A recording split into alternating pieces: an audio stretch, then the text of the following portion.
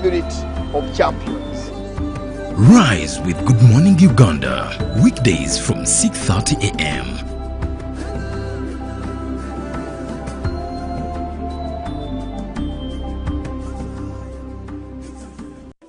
In a nation hungry for truth, a world where every story matters, there exists a beacon of trust and reliability. For decades, they've been our voice and our window to the world, holding the mirror of our history. With 4 TV stations and 11 radio channels spanning 27 languages, they stand as guardians of information, defenders of truth. With Mascari Heritage Advantage, they uphold every citizen's right to reliable and free information. Their archive stories shaped our past and illuminate our present. Yet now, as new challenges arise and the world evolves, their mission faces its greatest test yet. Be part of our journey and let's navigate the unknown, uncover the untold, and safeguard our future together. Tune into your public broadcaster, for it is the intersection of trust and truth. Because to UBC, your story, and every voice matters. UBC, inspiring Uganda. Juko. Yo. Check the shopping, man. What's your secret? Haven't you heard of the Parish Development Model PDM? Yes, I did, but I thought it was just a talk. No, Sebatia. It is real. I and a few friends together formed a circle, accessed money from the PDM, invested in a portrait project, and now things are moving. Juko. I thought I was one of your friends. You are. But you left me behind. I didn't leave you in poverty. What you do, just visit your LC2 chairperson and your parish chief and start the process of economic transformation. Just like that. The Parish Development Model is an initiative from the government of Uganda through the Ministry of Local Government designed to transform all lives of Ugandans for the better. PDM, my parish, my development, my life.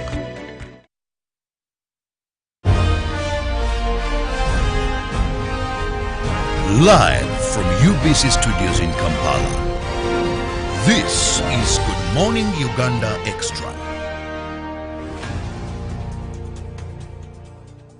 Good morning and thank you so much for being with us on UBC TV. Welcome to Good Morning Uganda Extra. I'm Robert Chirabo Nyonyintono. Now the country is jeering and ready for the big event that has opened up the year, that happens only after 10 years. What event is this? That is the Africa Union Extraordinary Summit of Heads of State and Government that will be held in Kampala in Munyonyo at the Speak Resort Munyonyo and Conventional Center. Now this is the CAADP 2025 Kampala Summit. Now when we talk about CAADP, you may ask yourself, what is this all about? Well, this is the Comprehensive Africa Agriculture Development Program, and it is a continental initiative. Now, when we talk about continental initiative, it is an initiative of African countries, member states of the African Union, that came together and sat and said, brothers and sisters, let's wake up. If most of our countries are relying on agriculture, then how best do we develop the agriculture sector along other areas of development? Its main focus is agriculture. And every 10 years, they meet and develop the agenda, the policy, the blueprint to be followed for the next 10 years. We had the Malabo Declaration, we had the Maputo Declaration, and now after this conference that is starting on the 9th and ending on the 11th, we shall have the Kampala Declaration that will guide African countries for the next 10 years on policies on how best to promote agriculture and rural development in these member states. Already 10 heads of states have confirmed their presence at this conference, which will start tomorrow. Of course, we shall be having a meeting of ministers of agriculture in these states. Then later, or the following day, we will have a meeting of ministers of agriculture and foreign affairs, because you know we now also want to look at, as a continent, how do we intertrade, and there the ministers for foreign affairs matter so much into that. Then we shall have finally the heads of states meeting, looking at what the technical committees have developed, then adopting that, and that will make it the Kampala Declaration. But with me, I have Deogracius Musimenta, who is a researcher, and we want to unpack the CAADP Summit 2025. We want to go deeper. What is this all about? We want to take it to you, both the layman and the elite, a person who is going to see vehicles, some inconveniences. Later on, I'll be giving you some traffic advisories from Uganda Police, wondering what is happening in this country. Let's begin at that level. What is, if you may package it?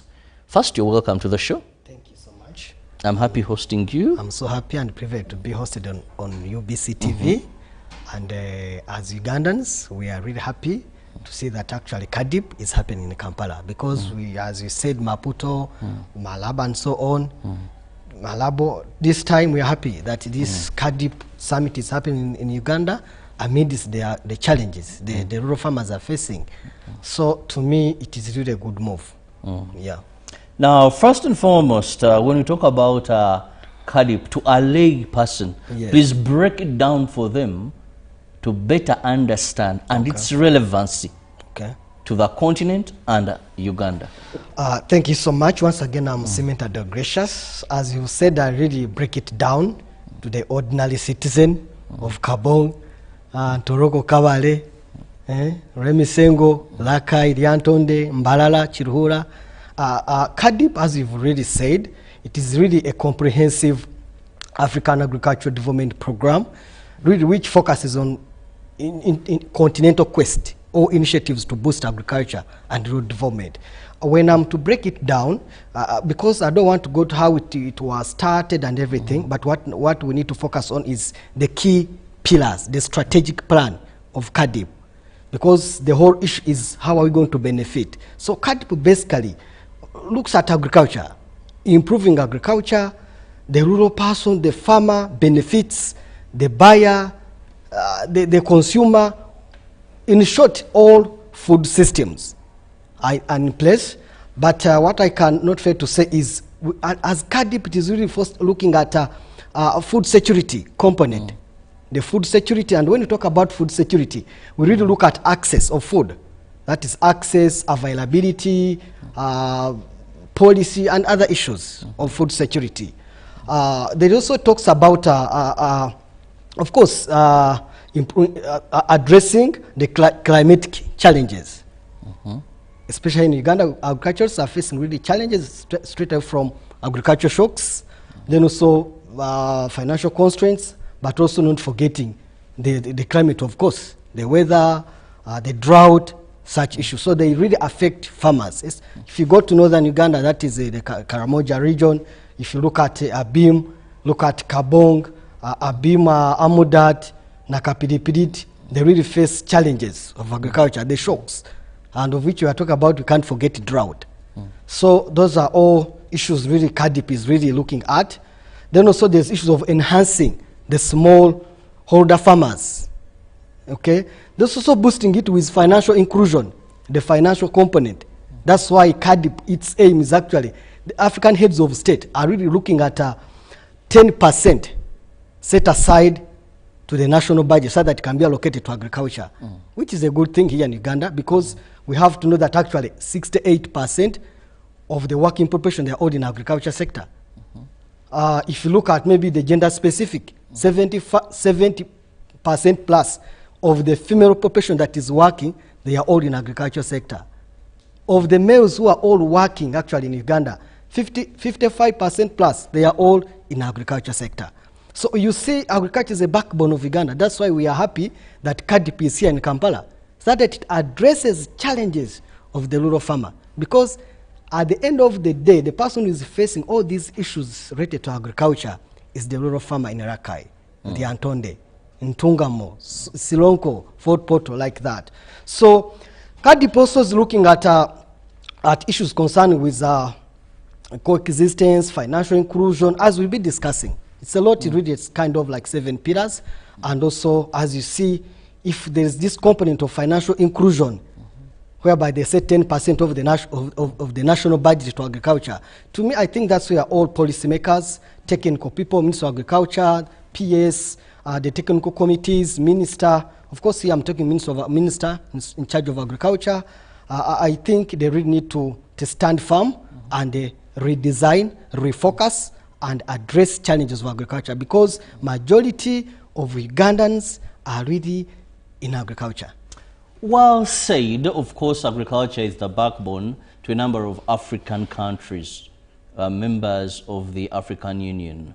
But one of the biggest challenges, and this drives me to the theme, yes, because you've mentioned quite a number of things. Yes. But one of the biggest challenge to agriculture in Africa, yes, is resilient agri-food systems. yes, That today, Africa, you find a country gets a bumper harvest. okay, 3 months, there's so much food in that country. yes, There's so much milk in that country. yes, Then the next 2 months, there is famine. yes, World Food Program is coming in to feed a population. yes, Red Cross, the Red Crescent, they are doing all it takes yes, to save those that are starving and going to death. Now, I want us to focus more on the theme, which is building resilient agri-food systems in Africa.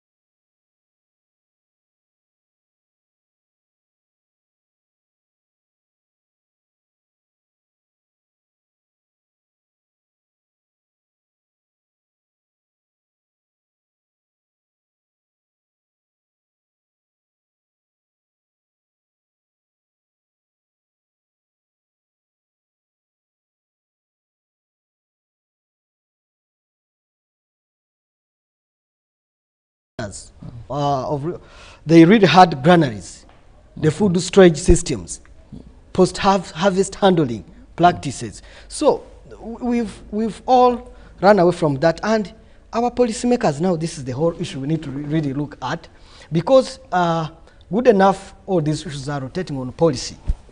Because if we really focus on agriculture, because my point is always one, if agriculture is one of the greatest GDP, maybe foreign exchange earner in the country, it contributes almost to 24% and also 35% of the foreign exchange earning for the country.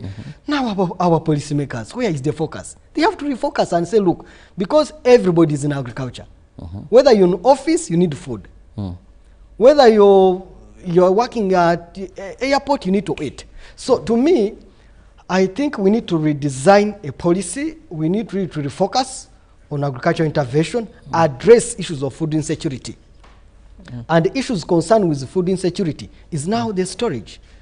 Because, an example, if my siblings or my relatives or my friends in Chituntu, Boyamba, if they have harvested 20 tons of maize, the whole community, or 20 or 1,000 kilograms of beans. Because what they do is to simply say, look, they sell it at 1,000 per kilo, and they rush to sell. Not because of challenges or financial issues, but where will I store these maize or beans or harvests? That's one. Then another issue is, of course, shocks, challenges of the country. 80% people are unemployed. There is this population of ours in the country. We have not to really take it for granted, because 80% of this country's population are really young people. You're getting the young people. So there are those who are already in school. There are those who are not in school. So it means those who are in school, they need money. Okay, they need money maybe to pay for school fees. So what does it imply? It means there is always those push factors that is disturbing these families to always sell these harvests, the maize, the so on, all those agricultural inputs. What does it imply? It really means it's kind of a circle that really brings all these problems, because we look at financial issues whereby they are poor, they can't really store these inputs for a long time. That's why they rush to sell them on meager kind of prices and control the prices. Then also there is also this push challenge of getting money and also feeding, because also we know that especially in rural development, people really, the households, you find them, they are like maybe 8 household members in the family. So what does it mean? They are eating every day. So the way of keeping or storing this food for future use, I can assure you it's not easy for this rural farmer. So what we need as a country is back to redesign the policies, the parish development model. If you're providing money to these people, okay, please, maybe 10. Now, Musmenta, bear in mind that what CAADP is discussing is continental. Yes. It is not an individual country. We are looking at, as member states, for the next 10 years. Yes. How do we have the best policies that will steer agriculture, and particularly looking at the theme, agricultural food systems that are resilient, that no matter what, Africa as a continent will be independent when it comes to issues of food. Yes, I get you. We will not be moving to look at Russia send us wheat. We will not be depending on World Food Program, the UN and all these agencies. We are independent. Remember, food, our viewer, food is a political issue. If you don't have food, even if it's a war, you lose it. One great man in our army, a spokesperson, told me, Robert, there is no war you can win when you don't have food. If the food supplies are cut off, there are many chances that war is lost. So we've seen countries, because of hunger, conflict stirring up. We had issues of bread here in Egypt. Yes, true. So food is also political as well. Yes. Now, out of this, the Kampala Declaration, in response to the theme, what do you think must be captured that will ensure these resilient food systems? Thank you so much. Me, what I can say, when it comes to issues of food, remember, food is right, as you've said, but there is food that is maybe we can cultivate for a long period of time, that can be there for a long period of time, maize. Then there's this food which you grow in a short period of time, it goes. But me, as a lay person, viewing issues of, like, because I have to take it into Uganda context. What is affecting Egypt, Rwanda, Burundi, Kenya, our neighbors, Tanzania, South Sudan, it is really similar issues. Food insecurity, because they are all in the Horn of Africa. And the challenges we are facing as Ugandans, I can assure you, even what is happening in Benin, Zambia, it is still the same. What is the only difference is maybe looking at country statistics, who are those affected. The malnutrition components are really the young population, maybe 5 to below 5 years or above. The elderly, so those are issues we need to, that differentiate us from other countries. But what I can assure here in Uganda, the challenges we are facing in terms of agriculture, government is really not doing enough, because of course, when I talk government, I mean the parliament. The parliament, because they have to know where is the burden, where is the gap, and when we chip in. Because if you say 80% are in agriculture sector, and it is a dominant economic activity in the country, then you have to sit down and say, look, how are we going to handle issues of climate change? The drought. If drought is there in Karamoja, what is the way forward? Irrigation. His Excellency, the President of the Republic of Uganda, we appreciate some efforts of trying to show Ugandans how to do irrigation. Others used to laugh when he was using bottles and so on, but it is a good initiative. We have to appreciate it, because it can support rural farmers when it comes to drought. For example, I've traveled in Rakai doing my researches and so on. They have lakes, Chijana Balola, they have Lake Kachera, but I can assure there is a lot of food insecurity. There is a drought. So what is government doing? Ministry of Agriculture. What interventions are they putting in place? So mechanization of agriculture. Straight away mechanization, but also irrigation systems. Of course, that goes to mechanization. We also need to do mapping. So these things have to work hand in hand. You map out what are those affected districts. Great Karamoja, here in central Uganda, what are those districts affected? Maybe Mityana, Rakai, Lyantonde is not out of this. What can we do by short term and long term? Okay, short term, go and teach people, do this and this, but also construct dams, okay? Then show people how to utilize water, how to irrigate, but also provide user-friendly inputs. For example, Ministry of Agriculture, they say they are providing irrigation equipment to districts. Yes, you're providing them to districts. Are people aware about this? So we need to do a lot of sensitization. If you're giving them to districts for people to get them maybe at a certain price, maybe at a subsidized price, because at the end of the day, CAADP, its focus is a subsidization. So if you're subsidizing at a certain price, how much is that? Can this person manage it? A rural farmer. Because my issue is, if I look at Lake Kachera, in Ramagwa, you go to even in Lyantonde town, if the lakes are there, why can't we tap this water and then we support the rural farmers and even educate them the way what to do? Because at the end of the day, parliament is the issue. If we want to tap tax from these ordinary Ugandans, and you well know that 80% are depending on agriculture, and you want a tax, you have to think outside the box and say, look, you invest and tap in money for the country. When we talk about investment in agriculture, I know when we look at the African continent in general, there are some countries that have made massive investment in agriculture. Yes. When you talk about issues of irrigation, you know the Blue Nile saga? We have Ethiopia and... Ethiopian, yes. Yes, there is also... So you can't construct a dam to this level, they know that. Yes. But when you look at one of the key declarations, yes, member states agreed that at least all countries give 10% of their national budget to agriculture. I must say, we've not hit this as a country and many AU member states. Now, plus other components of the Malabo Declaration. 10 years is a big time. We had ending hunger by 2025. I don't know which year we are in now. This is already 2025. Ensuring that we end poverty by a half by this very year. We are here, a number of African countries, people are still languishing in poverty.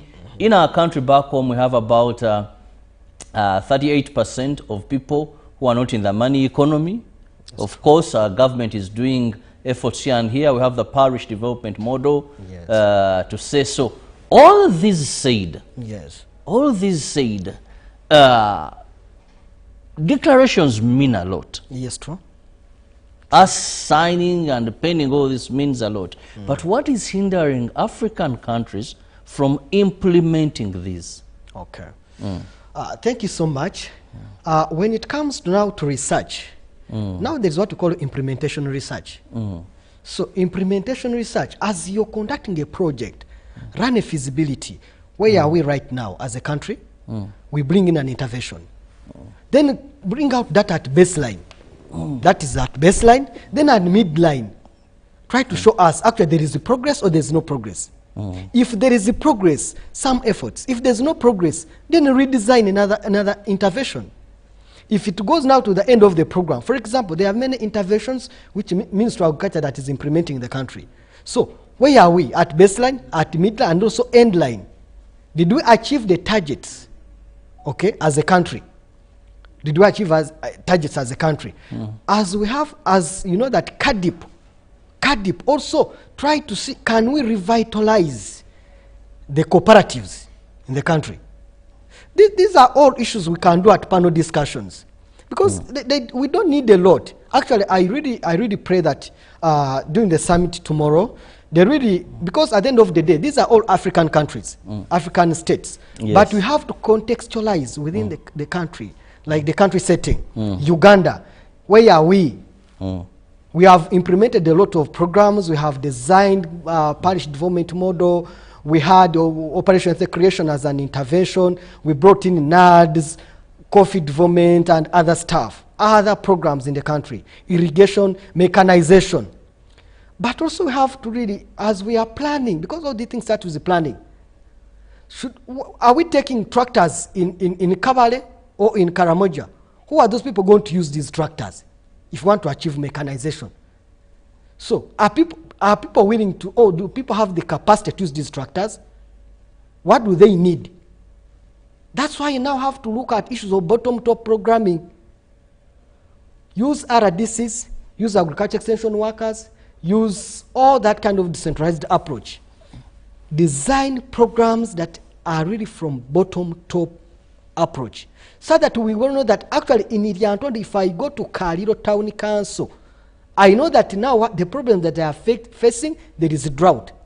But if I can construct there 2 dams and I provide irrigation equipment at a certain price for these farmers, and also map out which key crops can they grow and even yield money for them, I can assure you they will never have issues with government. Go to Karamoja, I was in Abim for some good time. Kabong, I was in Iki community, those marginalized places.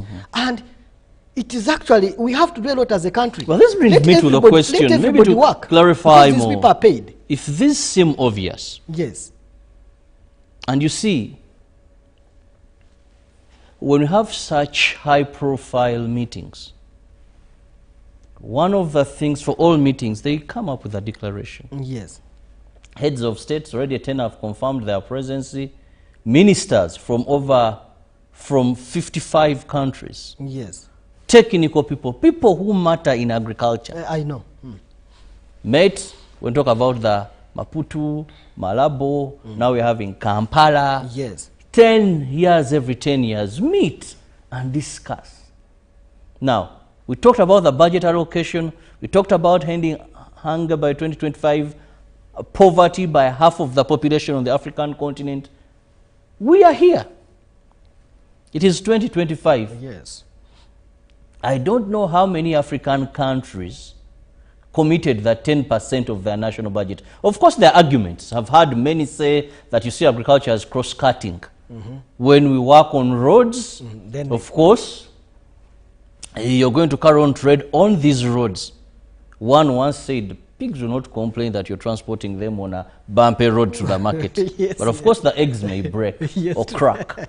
So what is hindering us from prioritizing the backbone of many of our countries? Okay. Thank you so much. What we want to inform our viewers and the Ugandans and also the rest of the world, the African continent and other countries. The whole issue is now, you've said the prioritization, but let me tell you, you have to go back. Every country needs to see where is the problem. Like, these are simple issues, let me tell you. In the research, we have the ethic perspective and the emic. In short, we have these panels we have, like the summit. The summit, these are now insiders. They are designing issues to see that their countries are progressing in terms of agriculture. Of course, boosting household income as an outcome of interest, and also having tax, a resourceful population. There's nothing that hurts like Uganda. You have 80% of young people, they are not all working. And remember, you want a tax from them. You're getting the point there. So those are all issues we need to really, yes, I agree they are going to sit in Entebbe, they discuss the technical people, heads of state. Now those are issues they are discussing within themselves. So they will discuss issues. They need to form technical working groups, okay? From the district, sub-counties, so that they see, and if they have to incorporate research, you cannot run away if the country wants to develop, especially these least developed countries, and of course Uganda inclusive, they really have to empower, they really have to strategically undertake research. Because there is nothing you're going to achieve in this country minus incorporating research. I'm a researcher, I know what it means. Because if we look at agriculture, I've already told you, you will know that 80% of the population is young. Then you will know that actually 68% of Ugandans who are working, they are all in agriculture. That is fishing, forestry, and many other issues there. Then you also will know that of the working population, 70% are in agriculture. Those who are in agriculture are females. 56%, those who are males, are still in agriculture of the total population in the country. What can we do? Now, look at stakeholders. Stakeholder mapping, that's what they are doing. But also go on ground. What exactly does Rakai people want? What can we do in Kabale? They have Lake Bunyonyi. What can we do? Okay? Those resilient kind of, because they have shocks. What can we do in Great Karamoja, Moyobonji? What intervention do we put in Akapilipili? I was in Amudat as you're going to Turkana. But people are really feeding on some things which I even don't know. World Food Program is providing assistance. We appreciate. But this assistance is not sustainable. Which this summit should ensure that we are independent and we don't have such circumstances. Well, allow me go for a short break. When I return, I'm going to dive more on the 7 outcomes of the Malabo Declaration as we await for the Kampala Declaration that will happen after the summit that is commencing tomorrow. We want to see what were the previous recommendations.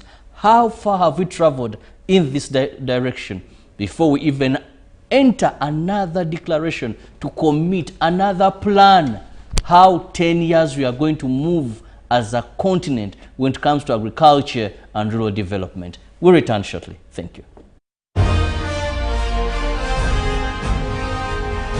Live from UBC Studios in Kampala, this is Good Morning Uganda Extra.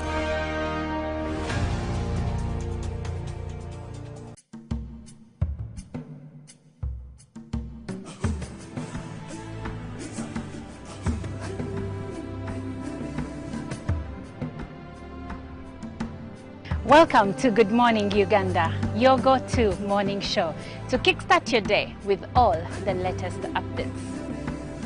Let's dive deep into issues that matter most to you. In a world of stories waiting to be told, the headlines are your guide.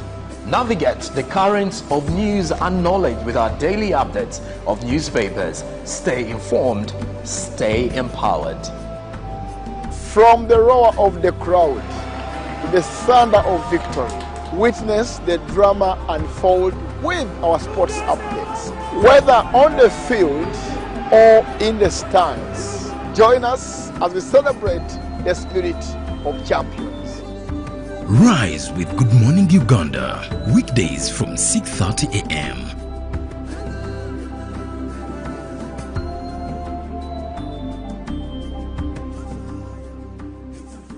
Uganda will host the African Union Extraordinary Summit of Heads of State and Government from the 9th to the 11th January 2025 at the Munyonyo Commonwealth Resort and Convention Center. The summit will consider and adopt the new Comprehensive Africa Agriculture Development Program, CAADP framework, and sign the Kampala Declaration to run for the next 10 years. The CAADP Kampala 2025 Summit will unite over 2,000 delegates, including government leaders, private sector and stakeholders, under the theme, Building Resilient Agri-Food Systems in Africa.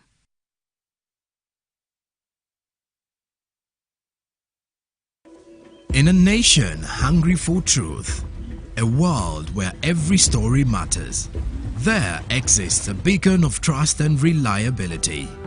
For decades, they've been our voice and our window to the world, holding the mirror of our history. With 4 TV stations and 11 radio channels spanning 27 languages, they stand as guardians of information, defenders of truth. With Mascari Heritage Advantage, they uphold every citizen's right to reliable and free information. Their archived stories shaped our past and illuminate our present.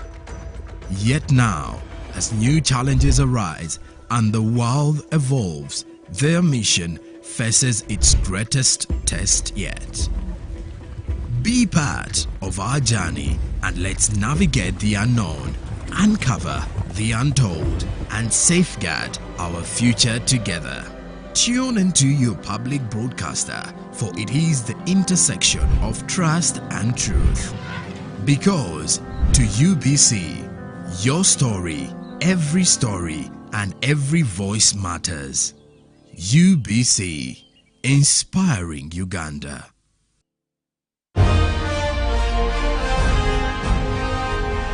Live from UBC Studios in Kampala, this is Good Morning Uganda Extra.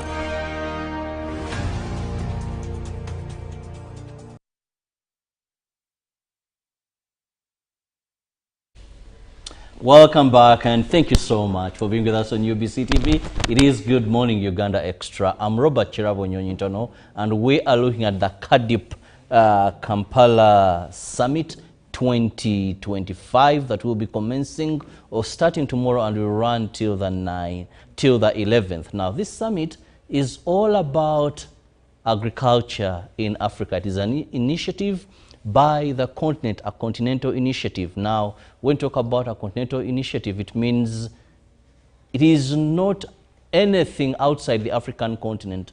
Members of the African Union, now I talk about countries that make up the African Union, sat and observed that agriculture is very key and we must move systematically, we must have policies, we must be deliberate and intentional when it comes to agriculture. So they came up with what we call the Comprehensive Africa Agriculture Development Program, CAADP, and every 10 years, that is in case you've just joined, they meet in a particular country and discuss and come up with a 10-year program or policy framework to follow as Africa that will see the development of agriculture, Africa being independent in terms of food, and also the rural development, because most of this happens in the rural development. Now this time Uganda happened to be sharing the special technical committee that is at the African Union, and our own Agriculture Minister, Honorable Frank Tumwebaze, is the chair. Of course, representing Uganda is the line minister in that area. So we had this 10 years back happen, and we had a declaration that made certain commitments. These are 7 of them. Now, 10 years down the road, we want to see, have we moved? What could been the encumbrances? Now, one was recommit to CAADP principles and values. Yes. Now, we'll look at that. Yes. Increase investment in agriculture. Yes. It was agreed then that the next 10 years, let member states increase investment in agriculture. Yes. Have we done that? For my country, I must say even recently, I saw our Prime Minister give tractors, two tractors, Yes. to the districts that make up Bunyoro. But we've had programs like wealth creation, Yes. that has been a massive investment in agriculture, to mention but a few, but I still have a guest in studio there. End hunger by 2025. Yes. Now, that is also something we shall discuss. Have we been able to achieve or not? We look at reduce poverty by a half by 2025. I don't know. I have a guest in studio. If we have at least reduced half of Africa's population, have we been able to reduce poverty? Now, moving on, increase intra-African trade in agricultural goods. East African community, must say, as a country, maybe it's to some extent. We have had that, though with few barriers, milk denied, eggs denied, this, that, maize plus. Then also strengthen accountability for action and results. Have we done this? Let's look at these 7 commitments. Yes. I don't know which you may choose to start with. I'm going to, thank you so much once again. I'm going to start with empowering vulnerable smallholder farmers. Because it's one also the key pillar in the CAADP strategic plans or strategic plan.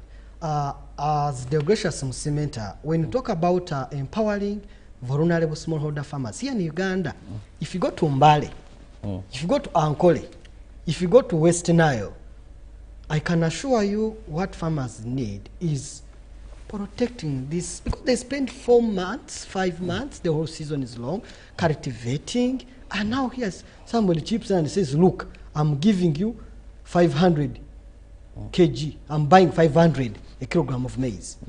For the beans, I'm giving you 2,000 or 1,500. Remember, they are poor push factors these farmers face. Now they say, look, since my children, since there's no money at home, we are poor, there's no school fees, let me just sell my stuff. But they are not benefiting at all. Government has to chip in, revitalize cooperatives. They determine prices for these farmers, whereby, and even, these are simple things we need to do as a country, open up markets. We are not requesting government to simply open multi-billion markets like in one Degeya market, Soroti market. Go to Rakai, set a good market, whereby farmers will take their crops, they will sell them at a certain price, empower them. Go to Ntungamo, there is a market. Go there, see how government can chip in and support and make that market. Government doesn't need, the problem with our government is one. They just want, I don't know whether it is motivated by corruption, because they just want, whenever a project starts, they just design that this is a multi-billion project. We voters, we don't want to hear that. What we need to hear is one, go in Ntungamo, set a user-friendly market, simple money, simple budget, let the municipal council control it, the local government, of course, through decentralized policy or approach. Then, certain money, they are varied, people get empowered, they sell their inputs. Those with the chicken, those with maize, jackfruits, avocados, like they have money every day to support. So I can assure you they will be able to pay tax, because at the end of the day we need the tax. The government, these policymakers, whether you rotate around the parliament. Now I want to remove you from Kabale and take you to the continental level, which one of the commitments there was about inter-trade. Now, this is country from country. For the last 10 years, how have we fared in achieving this? Of course, if we want to develop as Africa, you see, when you are all poor people and you start fighting each other, just know you're just digging, you're just collapsing. Because you know that Africa, majority are least developed. They are not developed at all. They are poor. Majority of the population, whether in Benin, whether in Zambia, go to South Sudan here, our neighbors, go to Rwanda, people are poor. Whether you promote it, whether with your tourism that we are doing well, I can assure you, majority of the population are not doing well in terms of household income. So what do? We remove barriers. Now you see Kenya saying, you know what, don't bring milk. Also Ugandans also, we shall stop your businesses here and there. So they are all poor, they are fighting each other. At the end of the day, they also run to developed countries, they use them. Of course in your colonialism and so on. So the mindset should change of our leaders as well. Yes, our heads of states, they should change the mindset and remove trade barriers. If Uganda is good at milk, maize, Benin come in and get our maize and maybe coffee. We have coffee. You get it. Let Ghana come, South Africa, Zambia, Zimbabwe, Guinea-Bissau, Comoros, Somalia. Remove all those barriers that also don't cross here, don't bring this turn, we need to check our quality. Those are funny things. Now let's People also want understand money. this. You see, Yes. being a member of the African Union or a signatory to this declaration Yes. does not take away sovereignty of a state and standards. Are we talking about having universal standards? I'll give you an example that we had when it came to maize. Some time back, I had a standoff of maize which was being exported to Kenya due to what they termed as aflatoxins. Yes. Now, one said it had passed Uganda Bureau of Standards in Uganda, because there is a level of aflatoxins that we can say are bearable. Kenyan side, these levels were much and not intolerable. Of course, also there are some issues of some trucks, but we have the standardization of quality. Okay. You know, are we having universal measures? Because, for example, if you want to export to the European Union, there are standards. Yes, true. They'll tell you there are bodies, there are certificates that you need. Yes, true. Here, ISO, you need this. So as African continent, Yes. today, the European Union has even come up to say, you see, we must ensure that whatever comes to our market, there wasn't deforestation for you to grow that. And remember when our government said they are going to begin counting, you know, knowing where people are planting coffee and all this, because they have their standards. Yes. We are not going to entertain a person who is working on wetlands to plant crops and we are going to buy that. Yes. We shall use technology to see where this came from. Yes. So as Africa, when we talk about intertrade, are we looking at these? Are we having standardization that are accepted? Okay. So as heads of states, technocrats, ministers in charge of agriculture in different countries, these are simple things they can handle at country specific. Because in Tanzania, they have their standards as a country. As they are in Entebbe discussing these issues, the CAADP summit. Now, these are simple standards. However, in research, we always adopt and adjust. It is not that you have to say because not these just are going 10 to tell a standards. country, because you're a member of the African Union, you're a member of the East African community, Yes. you are signatory to this declaration, Yes. therefore you can't deny our milk, you can't deny our eggs. Have standards, but when our standard but body let them says be that varied with quality, each country, we don't because accept. You might set a 10-point standard that if this milk meets the criteria, it will come in Benin. But adjust, because this is a milk from a local heifer from Chiruhura, then maybe set some few issues and say, look, set a standard maybe unit in Uganda, Tanzania, Rwanda, like that, and then remove these barriers. At the end of the day, as you're discussing these issues, these are all insiders' point of view analysis. They are trying to discuss within themselves. What they do you don't think, know the local person from Benin, Mosementa, what that you is said, facing. but what do you think have been the main challenges Yes. to achieving the commitments we made in Malabo? You see, to respond to that, there's what we call a decision making. You see, when you want to implement an intervention or an issue, for example, if you are a head of the family, and you want everybody to give you to listen and also say, Dad, let's do this. Then the wife, your children, let's do this. At the end of the day, you'll never take a decision as a man, as the head of the family. Take a decision that is actually, you see that actually this decision can take my family or progress my family. As a head of state, you are our father. You are the driver. There are some things as heads of states, ministers, technical people, permanent secretaries of different countries, you just need to use dictatorial kind of work. we are implementing, we are starting, or we are revitalizing cooperatives in every country as a strategy. For 2 years, please, we are coming to see, are they there or they are not there? Are they starting? Give it as a directive. His Excellency always issues directives. Let it become a directive. There's nothing to discuss. You know, the problem with our countries, for example, here in Uganda, where we are, and Uganda is our country, you set up, for example, parish development model. Just an example. You bring in an intervention that is going to get people out of poverty. RDCs are discussing about it. Parliament, they are rotating 5 years, 4 years discussing. These things are funny. They will not work out. They will not work out. They will not work out. Then also human rights. Now you see this money. Everybody is discussing issues. There's no intervention. That's why we need action-based performance, results-based performance, evidence-based performance. As you're discussing these issues, go and perform. Go and put into practice. Because we don't want to have these issues on papers. We are discussing, you beautify internet, you beautify website, that we have these key pillars. We have to foster investments. We have to do partnerships. What are those issues that are really working and they are in operation? That's what we ordinary Ugandans, ordinary people from Rwanda, ordinary people from Burundi want to hear. Yes, of the key pillars, they have 7 pillars. What are those key pillars that are really in operation? What has hindered? What have we implemented? What has hindered us from decision making? Now we have issues like climate change.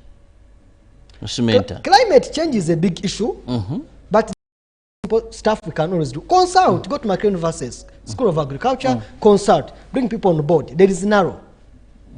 There are many agencies, even in Rwanda, even in Tanzania, Kenya. What can we do at short term right now?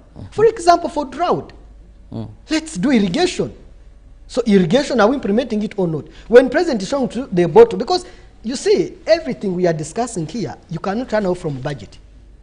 The budget component. Because every pillar has to be implemented with a budget. Remember, we are talking of 10% of the national budget.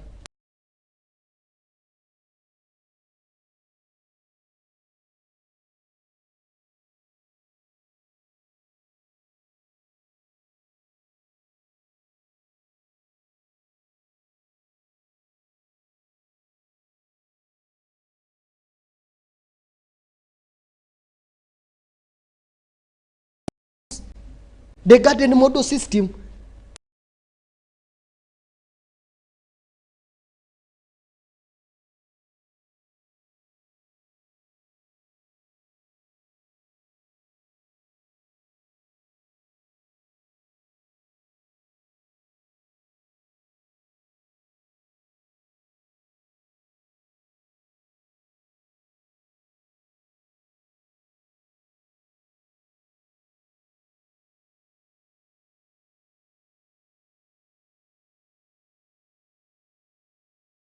That yes, you're opposing the government, but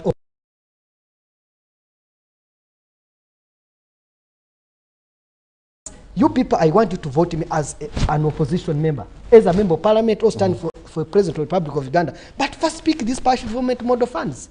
Have money in the pocket. Go and dig as young people, because you don't have jobs. Go and dig. Make sure you rear this pig which the government has given you, because it is your tax. These are things that are missing even in opposition members.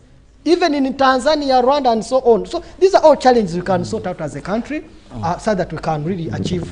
Well, Deogracius Musimenta, unfortunately, I have to let you go for more programming to continue. But before we depart off set, what is your parting shot regarding the CAADP conference or summit that is going to be running starting from tomorrow till the 11th? As Minister of Agriculture, you said you're providing irrigation equipments. Please put into practice. Take these irrigation equipments to Rakai, to Lyantonde, to Kabare. As Minister of Agriculture providing tractors, please don't give tractors to politicians only. For example, Lyantonde requested a tractor. Lyantonde requested a tractor, Rakai requested a tractor through technical people. But you're giving tractors to politicians. I saw a fight only. Of those that were given in where they are supposed to go. Bunyoro. Because some group of youth really fought and police had to bring tear gas. Give these things to the ordinary citizens. And also prioritize. Where is the problem? Where is the burden? Who should receive a tractor? Who shouldn't? How can you give somebody 20 tractors to go and choose his people to give? People are really mushrooming vicious cycles of poverty. Also, integrate the youth programs. Because at the end of the day, as you're discussing CAADP and so on and this summit, please just know that Uganda, 80% is the youngest population. 18 years to 35 years, they are young. They don't have jobs. As your plan, integrate those key issues so that they suit this vulnerable population. Improve health.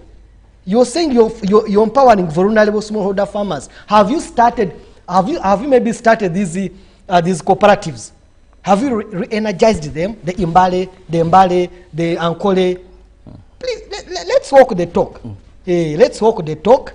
Put these ideas into action. As researchers, we don't talk.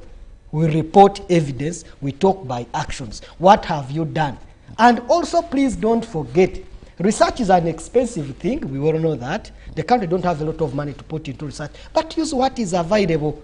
Don't program from the conference and think things are going to work out for the people in CAADP there. First do a baseline research and see what, if you're bringing tractors, really, do these people need the tractors? You will know that these people are really poor. They cannot even manage a pig. Now you're saying we are giving you a tractor also.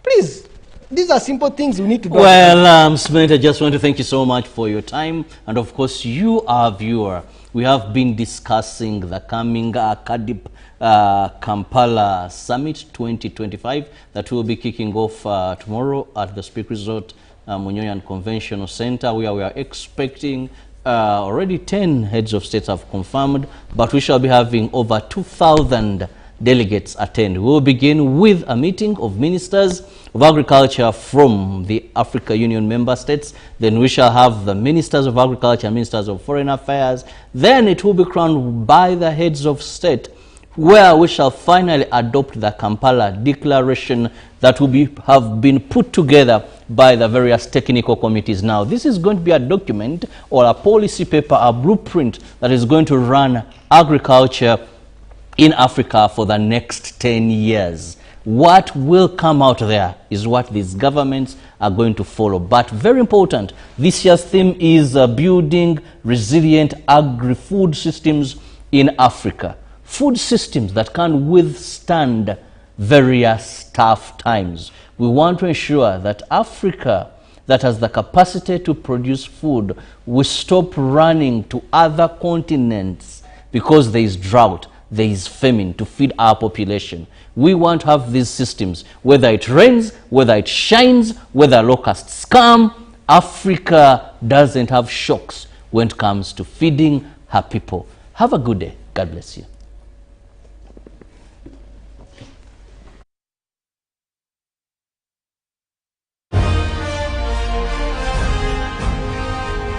Live from UBC Studios in Kampala, this is Good Morning Uganda Extra.